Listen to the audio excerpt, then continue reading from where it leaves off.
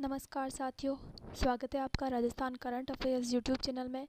आज हम राजस्थान की आर्थिक समीक्षा 2025-26 की अंतिम क्लास का अध्ययन करेंगे।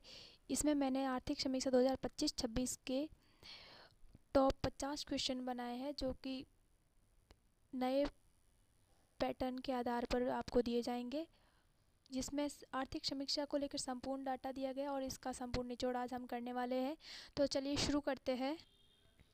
निम्नलिखित में से कौन सा कथन सत्य है? आर्थिक समीक्षा एक महत्वपूर्ण दस्तावेज है जो आर्थिक एवं सांख्यिकी निदेशालय वित्त विभाग राजस्थान जयपुर द्वारा जारी किया जाता है। आर्थिक समीक्षा दस्तावेज में विभिन्न क्षेत्रों के सांख्यिकी सबकों एवं राज्य की महत्वपूर्ण उपलब्धियों को प्रस्तुत किया जाता है। इसका ए ऑप्शन है केवल एक, केवल दो, एक व दो दोनों, न तो एक और न ही दो। इसका सही आंसर क्या होगा, आप बताइए कमेंट बॉक्स में। इसका उत्तर आप देख सकते हैं। आर्थिक समीक्षा को जारी करने में आर्थिक एवं सांख्यिकी निदेशालय वित्त विभाग राजस्थान जयपुर जारी नहीं करता है। इसको जारी करता है आर्थिक एवं सांख्यिकी निदेशालय सांख्यिकी विभाग जयपुर द्वारा जारी किया जाता है। तो ये पहला कथन तो गलत हो गया और दूसरा कथन एकदम सही है। तो इसका आंसर होगा 2 नंबर। कमेंट में बताइए किस किस का उत्तर सही हुआ है। अब हम बढ़ते हैं अगले क्वेश्चन की ओर। आर्थिक समीक्षा 2025 के अध्यायों की थीम विकसित राजस्थान @2047 विजन दस्तावेज के कितने क्षेत्रों पर आधारित है? 5 क्षेत्र, 7, 9 या 13? इसका आंसर होगा 13। अब बात करते हैं आगे। आर्थिक समीक्षा 2025-26 के अनुसार राजस्थान का सकल राज्य घरेलू उत्पाद स्थिर कीमतों के आधार पर कितना रहा? 9,03,564 करोड़, 9,81,807 करोड़, 8,40,599 करोड़, 8,22,641 करोड़। इसका ऑप्शन नंबर बी सही होगा। इसको अपन 9.81 लाख करोड़ भी लिख सकते हैं। लाख करोड़। आर्थिक समीक्षा 2025-26 के अनुसार राजस्थान का सकल राज्य घरेलू उत्पाद प्रचलित कीमतों पर, ध्यान रहे पिछली बार पीछे क्वेश्चन आया था स्थिर मूल्यों पर, यह है प्रचलित कीमतों पर कितना रहा है। वो तो था 9.81 लाख करोड़ और इसको हम याद रख सकते हैं कि 9 × 2 होते हैं 18,75,413 करोड़। इसका उत्तर 4 नंबर सही होगा। स्थिर कीमतों पर 9.81 लाख और प्रचलित कीमतों पर होगा 18.75 लाख करोड़।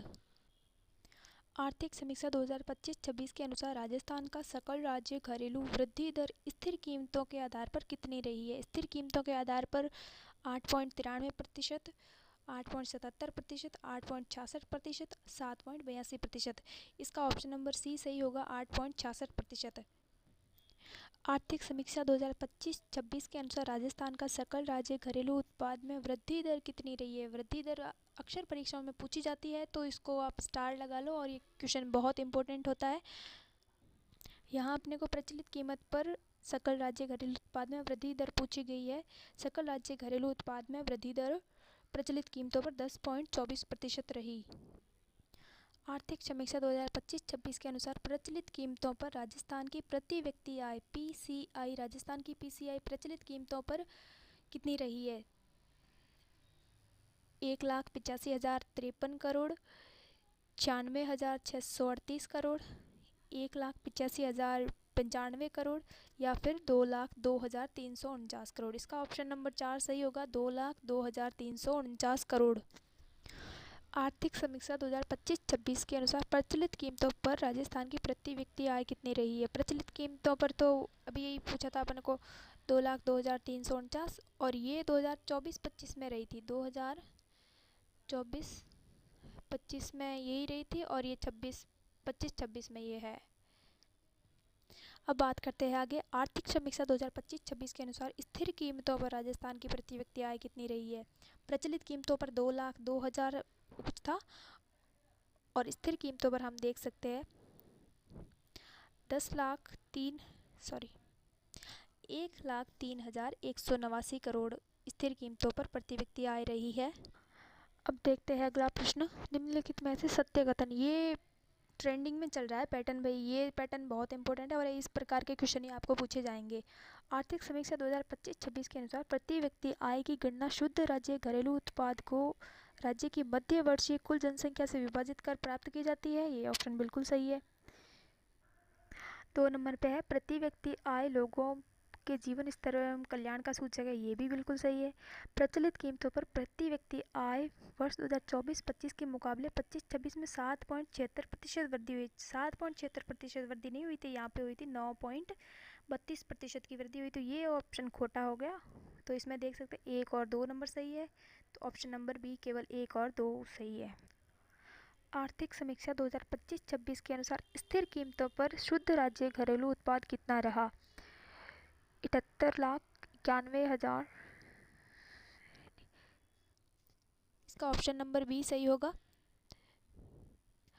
8,59,333 यानी 8.59 लाख करोड़। स्थिर कीमतों पर शुद्ध राज्य घरेलू उत्पाद 8.59 लाख करोड़। आर्थिक समीक्षा 2025-26 के अनुसार प्राथमिक क्षेत्र कृषि एवं संबद्ध क्षेत्र का प्रचलित मूल्य पर कितना योगदान रहा है सकल राज्य मूल्यवर्धन में? यानी GSVA में प्रचलित मूल्यों पर प्राथमिक क्षेत्र का कितना योगदान? GSVA में 3 क्षेत्रों का योगदान होता है, प्राथमिक क्षेत्र, द्वितीयक क्षेत्र और तृतीयक क्षेत्र। प्राथमिक क्षेत्र में होता है कृषि, द्वितीयक क्षेत्र में होता है उद्योग और तृतीयक क्षेत्र में होता है सेवा। स्थिर कीमतों में सर्वाधिक योगदान रहता है सेवा का और प्रचलित कीमतों में भी सेवा का ही सहयोग होता है। अपने को पूछा गया है प्रचलित मूल्यों पर प्राथमिक क्षेत्र का कितना रहा है। प्राथमिक क्षेत्र में कृषि आती है, कृषि का स्थिर कीमतों पर है 25.33% और प्रचलित मूल्यों पर है 25.74%। अपने को प्रचलित मूल्यों पर पूछा है तो प्रचलित मूल्यों पर 25.74% योगदान रहा है। प्राथमिक क्षेत्र के उप क्षेत्रों का योगदान के अनुसार सही अवरोही क्रम लिखिए। प्राथमिक में कृषि क्षेत्र और इससे संबंधित क्षेत्र होते हैं। कृषि में पशुपालन आती है, फसलें आती है, वानिकी और मत्स्य, ये सब प्राथमिक क्षेत्र में आते हैं। अब अपने को इसमें अवरोही क्रम, मतलब बड़े से छोटे की तरफ जाना है अपने को। सबसे ज़्यादा तो पशुपालन का होता है, पशुपालन का 49.3%। उसके बाद आता है फसलें 42.6%। उसके बाद आती है वानिकी, वानिकी होती है 7.5% और सबसे कम होता है मत्स्य का 0.5%। इसका आंसर नंबर 4 सही होगा, पशुपालन, फसलें, वानिकी और मत्स्य। आर्थिक समीक्षा 2025-26 के अनुसार द्वितीयक क्षेत्र यानी उद्योगों का स्थिर मूल्यों पर GSVA में कितना योगदान रहा है? 28.39%, 25.33%, 28.21% और 46.40%। इसमें द्वितीयक क्षेत्र यानी कि उद्योग क्षेत्र का 28.21% योगदान रहा है और 25.33 स्थिर मूल्यों में प्राथमिक क्षेत्र का योगदान रहा है। प्राथमिक क्षेत्र का योगदान रहा और 46.46 तृतीयक क्षेत्र का योगदान रहा है, यानी कि सेवा। तृतीयक क्षेत्र का योगदान सबसे ज़्यादा होता है सेवा के क्षेत्र में। द्वितीयक क्षेत्र के उप क्षेत्रों में सबसे कम योगदान किस उप क्षेत्र का है? प्रचलित मूल्यों के अनुसार। प्रचलित मूल्यों के अनुसार सबसे कम योगदान द्वितीयक क्षेत्रों के उप क्षेत्र में सबसे कम विद्युत गैस जलापूर्ति एवं अन्य उपयोगी सेवाओं में होता है और सबसे ज़्यादा विनिर्माण में है। सबसे ज़्यादा विनिर्माण में और सबसे कम विद्युत गैस जलापूर्ति एवं अन्य उपयोगी सेवाओं में है। आर्थिक समीक्षा 2025-26 के अनुसार तृतीयक क्षेत्र में आती सेवाओं का प्रचलित मूल्यों पर सकल राज्य मूल्यवर्धन में कितना योगदान रहा है? तृतीयक सेवाओं का प्रचलित मूल्यों पर तो रहा है 47.71% और ये 40.40 है स्थिर मूल्यों पर 40.46% और प्रचलित मूल्यों पर है 47.71%। प्रचलित मूल्यों के अनुसार तृतीय क्षेत्र के उपक्षेत्रों में सर्वाधिक योगदान किसका रहा है? सर्वाधिक योगदान रहा है स्थावर संपदा, आवासीय गृह, पेशेवर सेवाओं का सर्वाधिक योगदान रहा है। राजस्थान में थोक मूल्य सूचकांक यानी WPI का आधार वर्ष कितना है? थोक मूल्य सूचकांक WPI का आधार वर्ष कितना है, बताओ देखिए कितना है। पहले तो बात करते हैं थोक मूल्य सूचकांक क्या होता है। थोक मूल्य सूचकांक WPI और एक होता है CPI उपभोक्ता मूल्य सूचकांक। WPI में सिर्फ वस्तुओं को शामिल किया जाता है और CPI में वस्तुओं और सेवाओं दोनों को शामिल किया जाता है।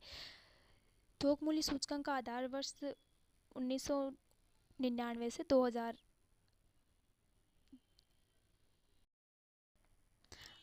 निम्नलिखित में से कौन सा कथन सत्य है। अब देखो आ गया कथन वाला प्रश्न। कथन वाले प्रश्न बहुत ट्रेंडिंग में चल रहा है, तो ऐसे ही प्रश्न का अपने को अभ्यास करना है। कथन नंबर 1 है थोक मूल्य सूचकांक में 154 वस्तुएं हैं, जिनमें से सर्वाधिक वस्तुएं द्वितीयक समूह की नहीं, सर्वाधिक वस्तुएं हैं प्राथमिक समूह की।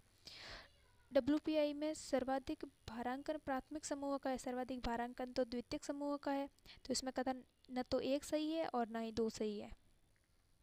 निम्नलिखित में से कौन सा कथन सत्य है। 2024 के मुकाबले 2025 में WPI में सर्वाधिक वृद्धि प्राथमिक समूह में हुई है, ये तो बिल्कुल सही है।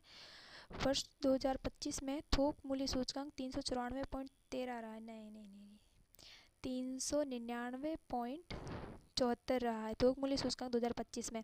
तो 2024 के मुकाबले 2025 में थोक मूल्य सूचकांक में 1.13% की वृद्धि हुई है, बिल्कुल सही है। इसमें देख लो 1 और 3 सही है, 1 और 3 ऑप्शन नंबर सी सही होगा आपका। निम्नलिखित में से कौन सा कथन असत्य है। असत्य क्या पूछा गया है, यहाँ पे बहुत से बच्चे मात खा जाते हैं कि सत्य पूछते हैं असत्य। CPI IW का मतलब होता है इंडस्ट्रियल वर्कर्स, उद्योग में जो काम करते हैं उन्हें IW बोलते हैं। CPI का आधार वर्ष 2016 है, सही है ये तो। CPI IW श्रम ब्यूरो शिमला द्वारा जारी किया जाता है, बिल्कुल गलत, ये चंडीगढ़ द्वारा जारी किया जाता है।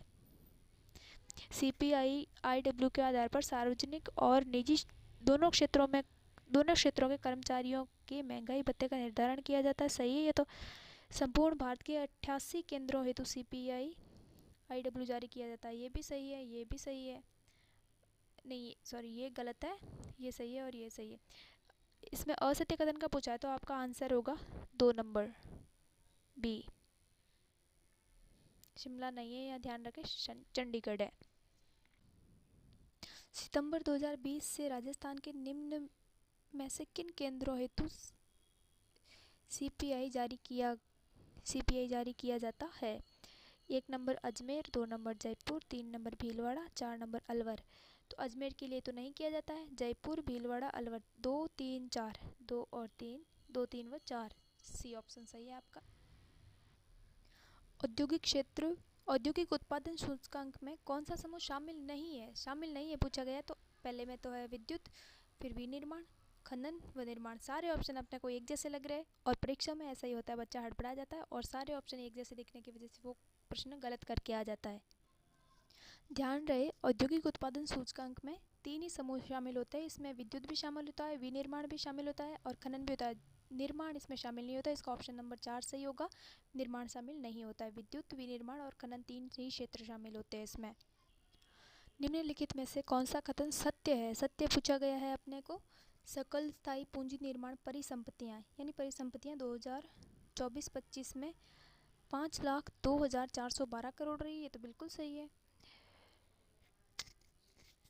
यह राज्य GSDP का 29.53% है, ये भी सही है। सकल स्थायी पूंजी निर्माण में सर्वाधिक योगदान सार्वजनिक क्षेत्र का, ये भी सही है। तो इसका उत्तर होगा 1, 2 और 3 आंसर सही है। सितंबर 2025 तक राज्य में कितनी बैंक शाखाएं कार्यरत है। बैंक शाखाएं कितनी कार्यरत है। 9,172 बैंक शाखाएं कार्यरत सितंबर 2025 तक। मार्च 2025 तक राजस्थान का सड़क घनत्व कितना हो गया किलोमीटर प्रति 100 वर्ग किलोमीटर में पूछा गया है। सड़क घनत्व मार्च 2025 तक 97.97 हो गया है।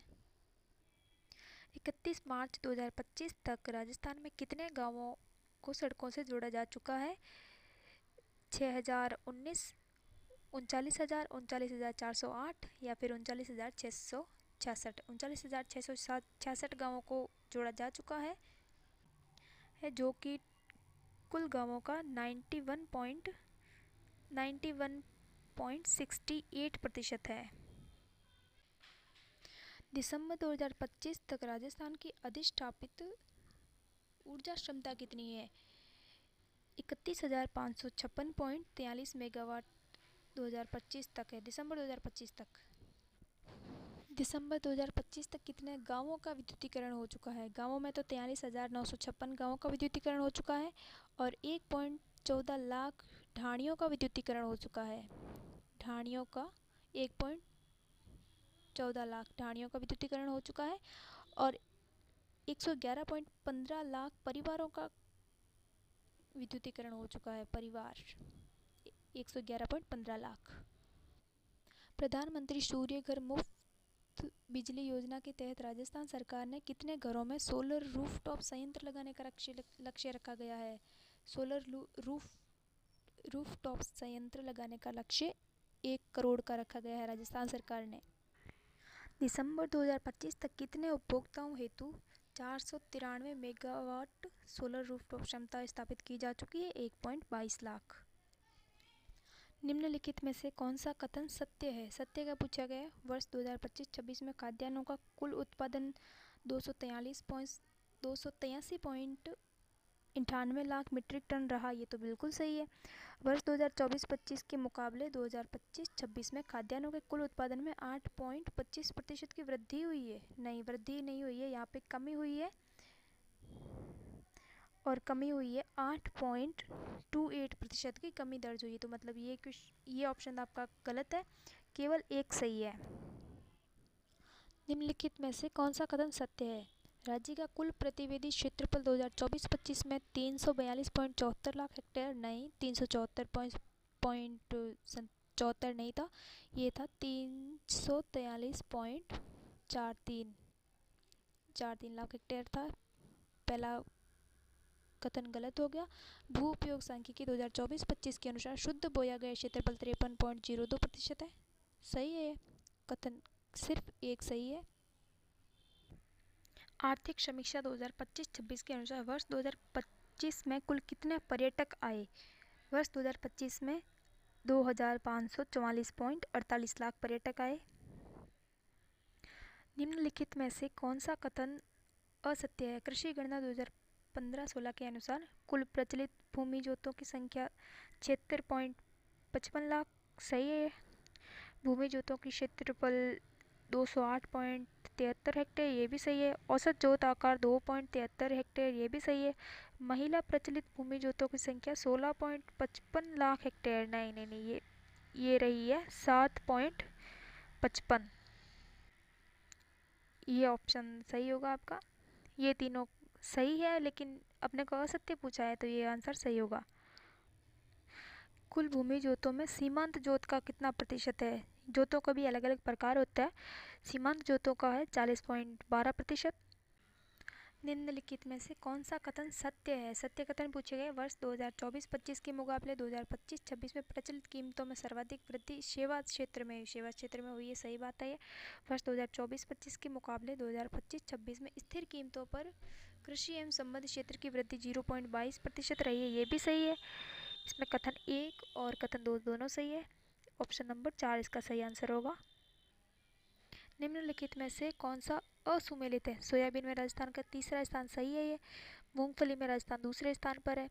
ये भी सही है। ग्वार में राजस्थान प्रथम स्थान पर है। चना में राजस्थान दूसरे स्थान पर नहीं है। चना में राजस्थान का स्थान है 3rd। ऑप्शन नंबर 4 सही होगा इसका।